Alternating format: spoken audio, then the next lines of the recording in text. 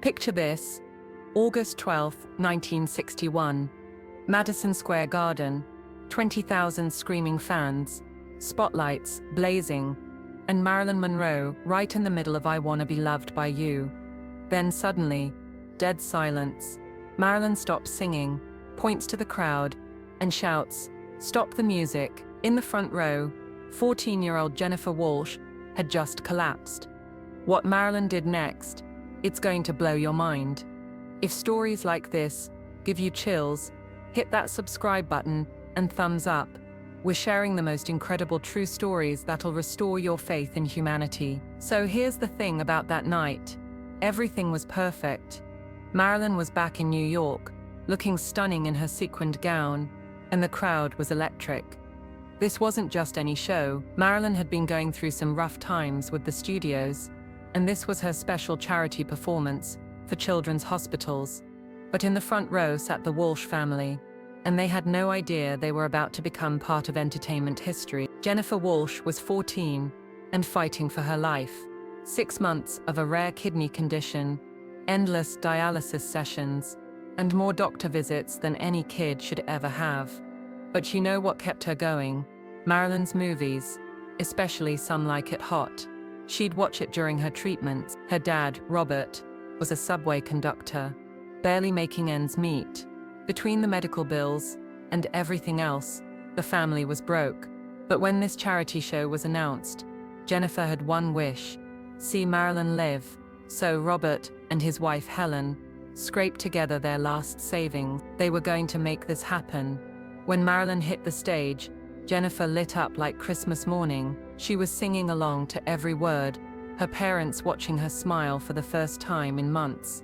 For about 40 minutes, everything was magical.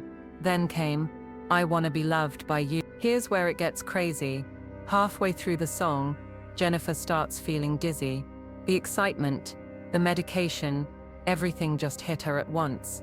She whispers to her mom, "I don't feel good," and then she's out, collapsed right there in her seat. Now you gotta understand, Marilyn is on stage, performing for 20,000 people.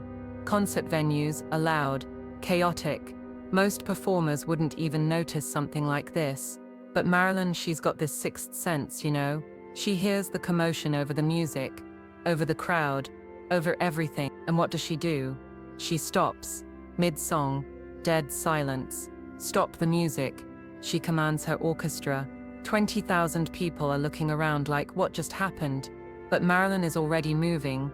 She spots the problem in the front row and doesn't hesitate for a second. "Is there a problem down there?" Marilyn calls out, her voice echoing through the now silent venue. "Does someone need help?" Jennifer's mom, Helen, stands up, tears streaming, hands reaching toward the stage. "Please, my daughter is sick. We need help." And here's the moment that changed everything. Marilyn doesn't send security. She doesn't ask someone else to handle it.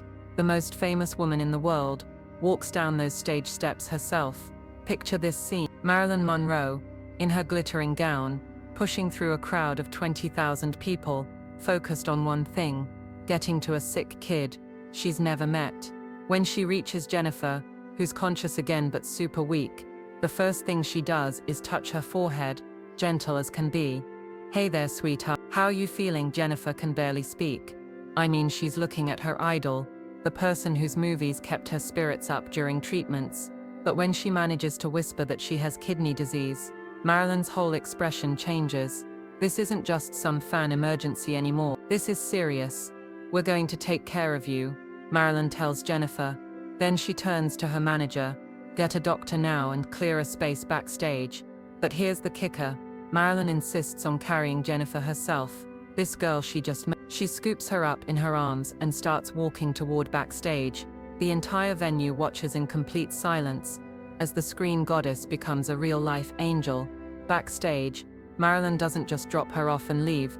She stays, sits with her, talks to her family. When the doctor arrives and says Jennifer needs to rest for at least an hour, you know what Marilyn says? "Then I'm staying too." For the next hour, while 20,000 fans wait patiently in their seats, Marilyn gives Jennifer a private show. Just her, a piano, and a sick kid who needed hope. "What's your favorite song?" she asks. Diamonds are a girl's best friend, Jennifer whispers, so Marilyn performs it, just for her. In that moment, it wasn't about fame or crowds or anything else. It was about one human being, helping another. But Marilyn wasn't done. When Jennifer felt better, she asked her something that nobody saw coming. Want to come on stage and sing with me? When Marilyn brought Jennifer out on that stage, 20,000 people lost it. Standing ovation before she even said a word. Marilyn takes her hand and introduces her to the crowd. Ladies and gentlemen, our special guest, Jennifer Walsh. She's one of the bravest people I've ever met. They sang Happy Birthday together. It was close to Jennifer's 15th birthday. Jennifer's voice was shaky, but every word came from her heart. Marilyn harmonized, making sure she shined. When they finished, there wasn't a dry eye in the house. But the real magic happened after the show. Backstage, Marilyn takes off her own pearl necklace from her costume. This is yours now, she tells Jennifer. Every time you wear it, remember how special you are. Jennifer's crying. Her parents are crying. Everyone's emotional. But Marilyn isn't finished. She looks this sick kid in the eye and says, "Promise me something. Never give up. You're going to beat this thing." Here's what happened next. Jennifer went back home with new strength. Marilyn's words, that necklace, the memory of singing on stage, it all gave her the will to keep fighting. 1 year later, she found a compatible kidney donor. The surgery was successful.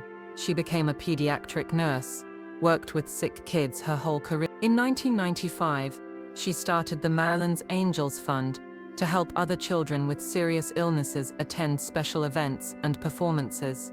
Marilyn didn't just give me one night, Jennifer says today. She gave me a reason to believe in tomorrow. That night in New York, Marilyn proved something important. True stardom isn't about the glamour or the fame. It's about what you do when someone needs help, and you have the power to make a difference.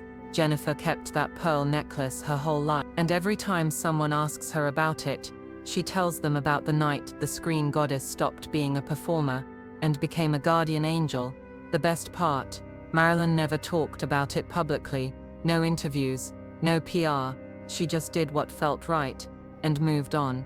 That's the mark of a true star. Stories like this prove that the best of humanity comes out in the most unexpected moments. If this touched your heart, smash that subscribe button and let us know in the comments, what would you have done in Marilyn's shoes? Don't forget to hit the notification bell for more incredible true stories.